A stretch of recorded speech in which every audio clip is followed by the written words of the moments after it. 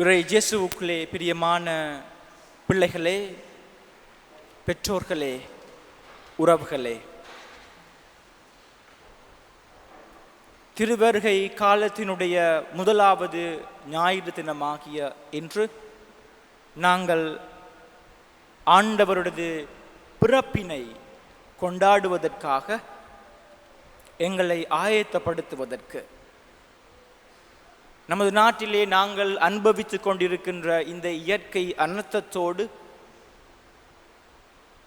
எதிர்பார்க்காத இந்த சூழ்நிலையிலும் கூட நாங்கள் ஆண்டவர் மீது விசுவாசம் கொண்டு பாலகன் இயேசு கிறிஸ்துவை உடைந்து போயிருக்கின்ற நமது உள்ளங்களுக்குள்ளே, நமது இல்லங்களுக்குள்ளே எதிர்நோக்கோடு வரவேற்பதற்கு இன்றைய திருவருகை காலத்தினுடைய முதலாவது ஞாயிற்றுக்கிழமை திருப்பலியிலே ஒரே குடும்பமாக நாங்கள் இணைந்திருக்கின்றோம். நமது விசுவாசம், நமது செபங்களினூடாக நாங்கள் நினைவு கூறுகின்ற ஒவ்வொரு உள்ளங்களுக்கும் ஆண்டவர் இயேசுவினுடைய அன்பு சென்று அடையும் என்பதை நானும் நீங்களும் மிகவும் விசுவசிக்கின்றோம், ஆழமாக விசுவசிக்கின்றோம். ஆனபடியினால தான் நம்முடைய திருப்பலியினுடைய தொடக்கத்திலே இறந்து போன ஒவ்வொரு உள்ளங்களுக்காகவும் நமது செபங்களை ஆண்டவரது பாதத்திலே அவர்களது குடும்பங்களுக்காக நாங்கள் ஒப்புக் கொடுக்கின்றோம். இந்த சூழல் இவ்வாறு இருக்கின்ற பொழுது நமது இறை வழிபாடானது ஆண்டவரது பிறப்பினை நாங்கள் ஆயத்தம் செய்வதற்கு திருச்சபை எங்களை அழைக்கின்றது. எவ்வாறான ஆயத்தம் என்றால், நாங்கள் விழிப்பாய் இருந்து ஆண்டவரது பிறப்பினை நமது உள்ளங்களுக்குள்ளே, நமது இல்லங்களுக்குள்ளே நாங்கள் மறுபடியும் புதுப்பிப்பதற்காக இன்றைய இறை வார்த்தைகள் நம்மை அழைத்து நிற்கின்றது. இதனுடைய மைய பொருள் என்னவென்றால், நாங்கள் விழிப்பாயிருக்க வேண்டும்.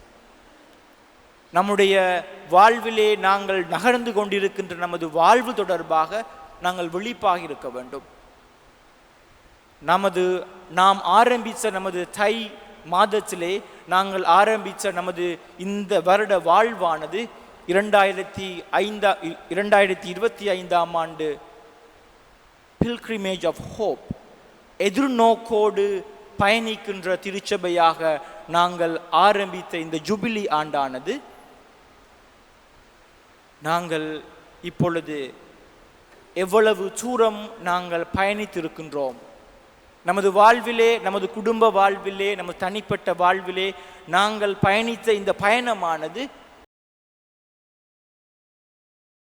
நாங்கள் எவ்வாறான ஒரு பயணத்தை கடந்து வந்திருக்கின்றோம், நமது தனிப்பட்ட தொழில் துறைகளிலே நாங்கள் எவ்வாறான ஒரு பயணத்தை கடந்து வந்திருக்கின்றோம், நமது கல்வி வாழ்விலே, நமது முன்னேற்ற வாழ்விலே நாங்கள் எவ்வாறான ஒரு பயணத்தை கடந்து வந்திருக்கின்றோம், நமது பிள்ளைகள், நமது பெற்றோர்களுக்கு இடையிலே உறவு தொடர்பான இந்த வாழ்விலே நாங்கள்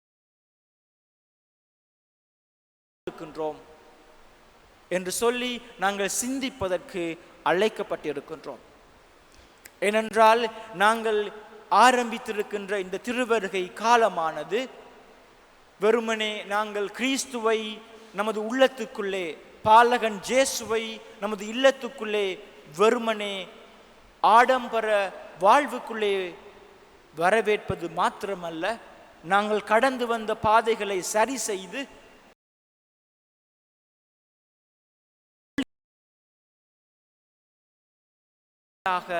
ஏற்றுக்கொள்வதற்கு, நமது வாழ்வை நாங்கள் மறுபடியும்,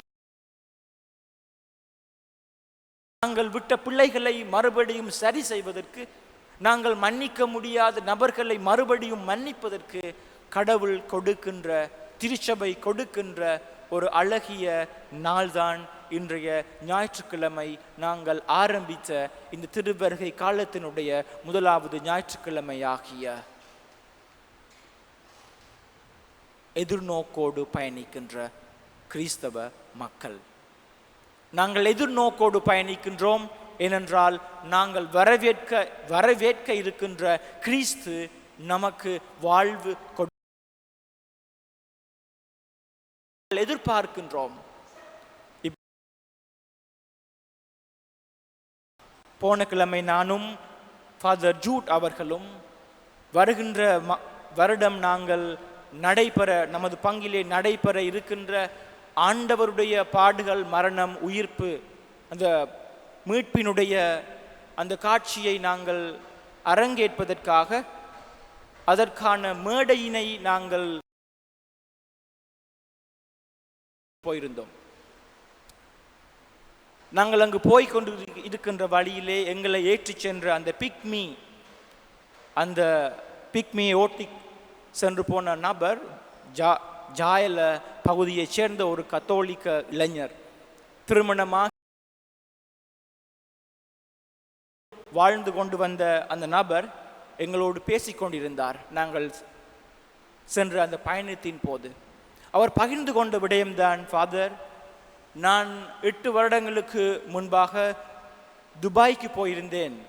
எனது குடும்பத்தினுடைய பிள்ளைகளுடைய கல்வி வாழ்வு, எனது குடும்பத்தினுடைய எதிர்காலம், பணம் சம்பாதிப்பதற்காக என்னால் முடிந்த அளவிற்கு நான் நேரம், காலம் எல்லாவற்றையுமே எனது உழைப்பிலே கொடுத்து நான் எனது குடும்பத்திற்கு தேவையான பணத்தினை அனுப்பி வைத்தேன். எனது மனைவியும் எனது பிள்ளைகளும் இன்றைக்கு செல்வம், வருமானம், தேவைகள் ரீதியாக முழுமையாக பூர்த்தி செய்யப்பட்டிருக்கிறார்கள். ஆனால் எனது பிள்ளைகள் தங்களுடைய அப்பா வருவார் என்று 7 வருடங்களாக காத்திருந்து இன்றைக்கு எனது பிள்ளைகளோடு நான் வாழ்கின்றேன். ஆனால் தனது பிள்ளை அந்த குழந்தை பருவத்திலே 7 வருடங்களாக அப்பாவினை காணாத சந்தர்ப்பத்திலே இப்பொழுது அப்பாவை கண்டு கொண்டாலும் பிள்ளையினுடைய மனதிலே மிக பெரிய ஒரு தாக்கம் ஏற்பட்டிருக்கின்றது. பிள்ளை என்னோடு சேர்ந்து கதைப்பதற்கு தயங்குகின்றது. பிள்ளைக்கு மனநிலையிலே ஒரு வித்தியாசமான ஒரு சூழ்நிலை நான் பார்க்கின்றேன். ஏனென்றால் பிள்ளையினுடைய அந்த ஆரம்ப கட்ட சூழலிலே நான் பிள்ளையோடு இருக்கவில்லை. எனது 2 பிள்ளைகளையும் இன்று நான் மனநிலை வைத்தியரிடத்திலே சிகிச்சைக்காக, ட்ரீட்மெண்ட்டுக்காக நான் எடுத்து சென்று கொண்டிருக்கிறேன். ஒவ்வொரு மாதமும் நாங்கள் போக வேண்டும். பிரியமானவர்களே, இது உண்மையான சம்பவம். அவருடைய மனதிலே அவர் எங்களை எதிர்ச்சியாக சந்தித்தார். குடும்பத்திற்காக தான் வெளிநாட்டிற்கு பயணம் சென்றார், தப்பே கிடையாது. ஆனால் சூழல், குழந்தைக்கு 3 வயது நிரம்பிய அந்த குழந்தைகளுக்கு அதனுடைய அர்த்தம் புரியவில்லை. 7 வருடங்கள் கழித்து தந்தை தேவையான எல்லாவற்றையுமே முழுமையாக கொடுத்தாலும் அந்த உறவானது பிள்ளையினுடைய மனதினுடைய ஆழத்திலே மிகப்பெரிய ஒரு தாக்கத்தை ஏற்படுத்தி இருக்கின்றது. அதை சரி செய்வதற்கு தந்தையும் மனைவியும் இன்றைக்கு கடினமாக உழைக்கின்றார்கள். இது ஒரு நபருடைய தனிப்பட்ட அனுபவம். பிரியமானவர்களே, நாங்கள் எதிர்நோக்கி இருப்பவர் நமது ஆண்டவர் இயேசு கிறிஸ்து. அந்த பிள்ளைகள் எவ்வாறு தங்களது தந்தைக்காக 7 வருடங்கள் காத்திருந்தார்களோ, நாங்களும் இன்றைய நாளிலே கிறிஸ்துவை நமது உள்ளத்திற்குள்ளே வரவேற்பதற்காக, காத்திருப்பதற்காக அழைக்கப்பட்டிருக்கின்றோம். நாங்கள் எதிர்நோக்கி இருப்பவர் நமக்கு தருவது அன்பு, நமக்கு தருவது மன்னிப்பு, நமக்கு தருவது மீட்பு.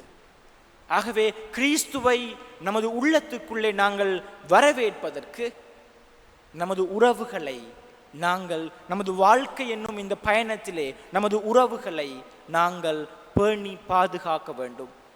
கணவர் மனைவியாக நாங்கள் இந்த திருவருகை காலத்திலே நமக்கிடையிலே இருக்கின்ற பகைகளை, நமக்கிடையிலே இருக்கின்ற சஞ்சலங்களை நாங்கள் பகிர்ந்து கொண்டு மன்னிப்பு கொடுக்க அழைக்கப்படுகின்றோம்.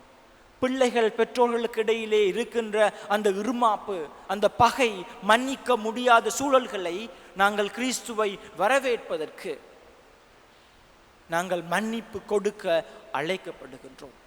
விட்டு கொடுக்க முடியாமல் இருக்கின்ற ஒவ்வொரு தருணங்களையும் நாங்கள் கிறிஸ்துவை வரவேற்பதற்கு நமது உறவுகளுக்கு இடையிலே மன்னிப்பு கொடுத்து ஒருவர் ஒருவரை ஏற்றுக்கொண்டு வாழ்வதற்கு, நாங்கள் ஆரம்பித்த வாழ்வை மறுபடியும் நாங்கள் கிறிஸ்துவோடு இணைப்பதற்கு இன்றைய நாளிலே, இந்த திருவருகை காலத்திலே நாங்கள் ஏற்றிய இந்த ஒளியோடு சேர்ந்து நம்பிக்கையோடு விசுவாசத்தோடு அவர் நமக்கு மீட்பு தருகிறார் என்ற மன உறுதியோடு மன்றாடி செபிப்போம். ஆமேன்.